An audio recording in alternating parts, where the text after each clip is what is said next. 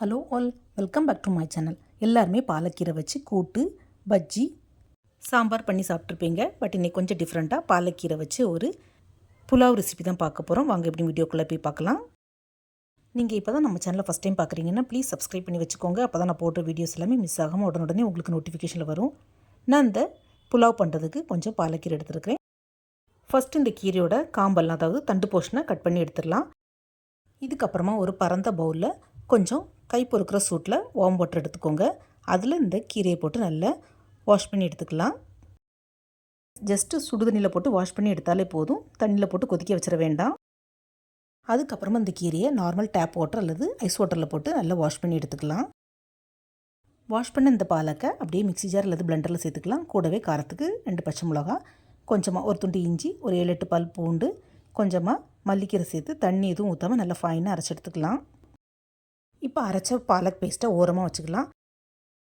நான் இந்த புலாவ் பண்ணுறதுக்கு 1 கப் பாஸ்மதி ரைஸ் எடுத்துருக்கேன். நீங்கள் உங்களுக்கு தேவையான ரைஸ் எடுத்துக்கோங்க. இதை 2 to 3 டைம் தண்ணியில் நல்லா வாஷ் பண்ணிவிட்டு ஒரு 10 to 15 மினிட்ஸ் ஊற வச்சு எடுத்துக்கலாம். அப்புறம் கொஞ்சம் வெங்காயம், கேரட், பீன்ஸ், கேப்சிகம் எல்லாத்தையும் கட் பண்ணி எடுத்துருக்கிறேன். கொஞ்சமாக க்ரீன் பீஸ் எடுத்துருக்கிறேன். இந்த வெஜிடபிள்ஸ்லாம் கொஞ்சமாக சேர்த்தாலே போதும். வெஜிடபிள்ஸ் சேர்க்காமலும் பண்ணலாம். பட் வெஜிடபிள்ஸ் சேர்த்து பண்ணும்போது இந்த புலாவ் இன்னும் கொஞ்சம் டேஸ்ட் நல்லாயிருக்கும். இப்போ கேஸ் ஸ்டவ்வில் ஒரு குக்கர் வச்சுக்கலாம். அதில் கொஞ்சமாக பட்டர், கொஞ்சமாக ஆயில் சேர்த்துக்கலாம். ஆயில் சூடானதும் அதில் கொஞ்சமாக சீரகம் போட்டு பொரிய விட்டுக்கலாம். சீரகம் நல்லா பொரிஞ்சதும் நம்ம கட் பண்ணி வச்சுருக்கிற வெஜிடபிள்ஸில் இதில் சேர்த்துக்கலாம். வெஜிடபிள்ஸையும் சேர்த்து நல்லா வதக்கி விடணும். இந்த வெஜிடபிள்ஸ் தான் சேர்க்கணும்னு இல்லை, நீங்கள் இதுக்கு பதிலாக கார்ன் கூட ஆட் பண்ணிக்கலாம். ஆனால் பொட்டேட்டோவை அவாய்ட் பண்ணிடுங்க. வெஜிடபிள்ஸ் நல்லா வதங்கினதுக்கப்புறமா நம்ம ரெடி பண்ணி வச்சுருக்கிற பாலக் பியூரி அது கூட சேர்த்துக்கலாம். இந்த பாலக்கோட பச்சை வாசனை போகணும். ஸோ கொஞ்சம் நல்லாவே வதக்கி விட்டுக்கோங்க. கீயில் ஜீரகம், வெஜிடபிள்ஸ், அப்புறம் பாலக் பியூரி போட்டு இந்த மாதிரி வதக்கும்போது நல்ல ஒரு அரோமா வரும். இந்த ஸ்பினாச் பியூரியை நல்லா வதக்கணும். ஆனால் கலர் சேஞ்ச் ஆகிடக்கூடாது. அதை மட்டும் கொஞ்சம் கவனமாக பார்த்து பண்ணிக்கோங்க. புலாவ் ஒரிஜினல் பாலக் கலரில் இருந்தால் தான் பார்க்குறதுக்கும் சாப்பிட்றதுக்குமே ரொம்ப நல்லாயிருக்கும். பாலக் பியூரி இந்த அளவுக்கு வதங்கினதும் நம்ம ஊற வச்சுருக்கிற பாஸ்மதி ரைஸை கூட இருக்கிற தண்ணியில் நல்லா வாஷ் பண்ணிவிட்டு தண்ணியை ஸ்ட்ரெயின் பண்ணிவிட்டு இதில் சேர்த்துக்கலாம். ரைஸை சேர்த்ததுக்கப்புறமா இந்த மாதிரி நல்லா மிக்ஸ் பண்ணி விட்டுக்கணும்.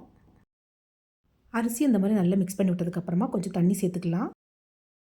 நான் 1 கப்பு அரிசி எடுத்துருக்கிறேன். ஸோ 2 கப்பு தண்ணி ஊற்றுறேன். நான் மிக்ஸி ஜாரையே அலசி தண்ணி சேர்த்துக்கிட்டேன்.